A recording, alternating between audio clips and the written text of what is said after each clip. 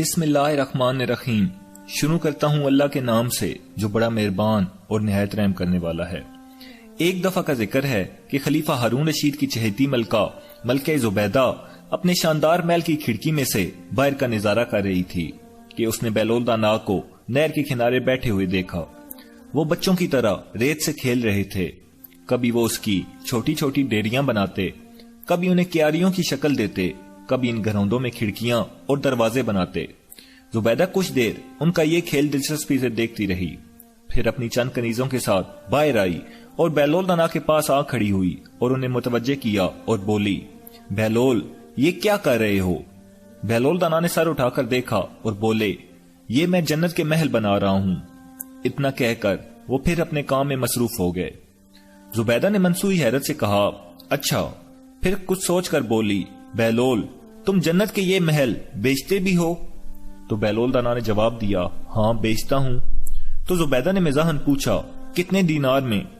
تو بیلول دانا نے بتایا، صرف 100 دینار میں۔ ملکہ زبیدہ نے سوچا کہ اس طرح مزاح ہی مزاح میں بیلول دانا کی مدد بھی ہو جائے گی۔ اس نے کنیزوں کو حکم دیا کہ بیلول کو 100 دینار ادا کر دیے جائیں اور بیلول دانا سے بولی، بیلول میں بھی ایک جنت خریدنا چاہتی ہوں۔ تو بیلول دانا نے استفسار سے کہا، کون سی؟ ملکہ زبیدہ نے یوں ہی ریت کی ایک کیاری کی جانب اشارہ کر دیا اور بولی، مجھے وہ جنت چاہیے۔ بیلول دانا نے رقم لے لی اور بولے، تم نے قیمت ادا کر دی ہے، ٹھہرو میں اس کا قبالہ تمہارے نام لکھ دیتا ہوں۔ ملکہ زبیدہ ہنسی اور بولی، میں اس وقت جلدی میں ہوں بیلول، تم اس کا قبالہ لکھ کر محل میں لے آنا۔ ملکہ زبیدہ اتنا کہہ کر آگے بڑھ گئی۔ بیلول دانا بھی اپنی مٹی کی ڈھیریاں ڈھا کر اٹھ کھڑے ہوئے اور وہ سب دینار اپنی جولی میں ڈال کر ضرورت مندوں اور ناداروں کی تلاش میں نکل گئے۔ ملکہ زبیدہ سب کچھ بھول کر اپنے معاملات میں مصروف ہو گئی۔ رات اپنے بستر پر گئی، آنکھ لگی تو اس نے دیکھا کہ وہ ایک ایسے خوشنما باغ میں ہے جس کا تصور کرنا بھی محال ہے کہ روئے زمین پر اس کی کوئی مثال ہو سکتی ہے۔ وہ حیران نظروں سے اسے دیکھتی ہی دیکھتی رہ گئی۔ اس نے آہستہ آہستہ قدم اٹھائے اور ہر لہجہ حیرت میں ڈوبتی چلی گئی۔ اس کے چاروں طرف عظیم الشان محلات تھے جن کے در و دیوار میں جڑے ہوئے سترنگی جواہرات نگاہوں کو خیرہ کر رہے تھے۔ چمن میں بہتی ہوئی نہروں کا پانی موتیوں جیسا شفاف تھا۔ گلستان کی بہار قابل دید تھی، کلیاں چٹک رہی تھیں، پھول کھل رہے تھے، فضائیں معطر تھیں اور ہواؤں میں تازگی اور خوشگواری تھی۔ ٹہنیاں پھولوں سے بھری تھیں اور ان کی مہک نرالی تھی۔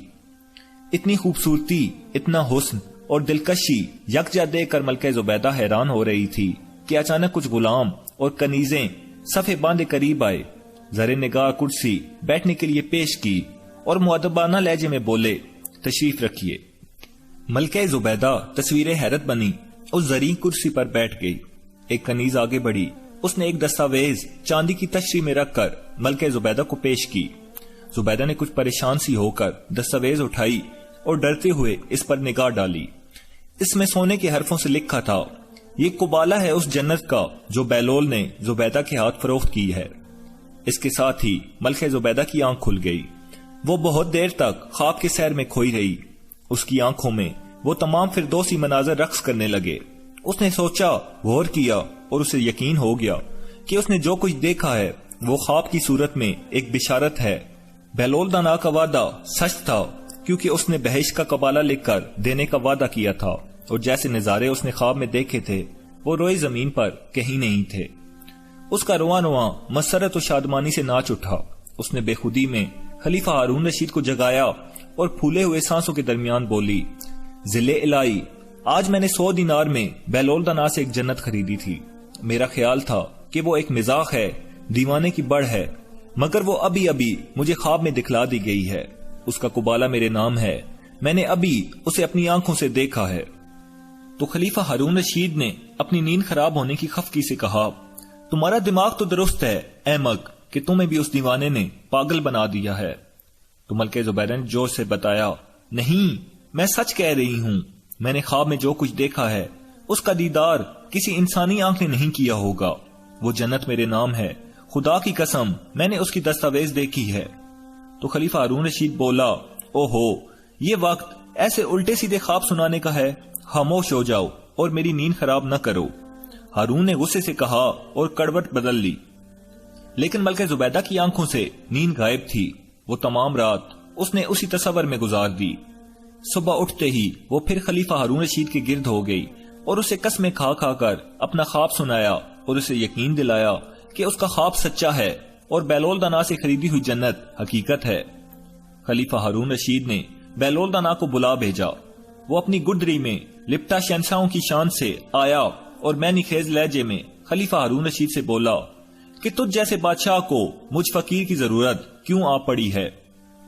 تو خلیفہ ہارون رشید نے مزاق اڑایا اور بولے، سنا ہے تو نے بہشت بیچنے کا کاروبار شروع کر دیا ہے۔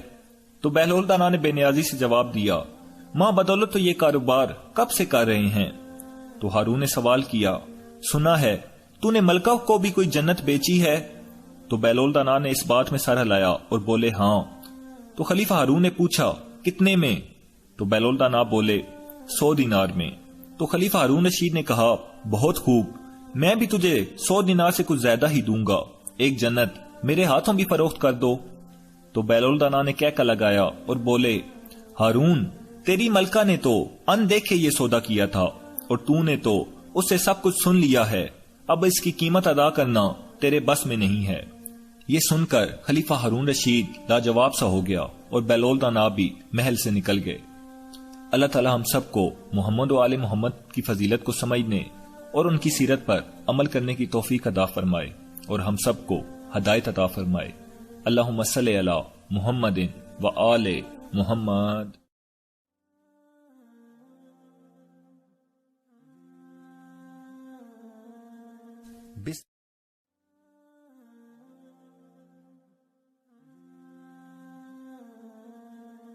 بسم اللہ الرحمن الرحیم۔ شروع کرتا ہوں اللہ کے نام سے جو بڑا مہربان اور نہایت رحم کرنے والا ہے۔ ایک دفعہ کا ذکر ہے کہ خلیفہ ہارون رشید کی چہیتی ملکہ زبیدہ اپنے شاندار محل کی کھڑکی میں سے باہر کا نظارہ کر رہی تھی کہ اس نے بیلول دانا کو نہر کے کنارے بیٹھے ہوئے دیکھا۔ وہ بچوں کی طرح ریت سے کھیل رہے تھے، کبھی وہ اس کی چھوٹی چھوٹی ڈیریاں بناتے، کبھی انہیں کیاریوں کی شکل دیتے، کبھی ان گھروندوں میں کھڑکیاں اور دروازے بناتے۔ زبیدہ کچھ دیر ان کا یہ کھیل دلچسپ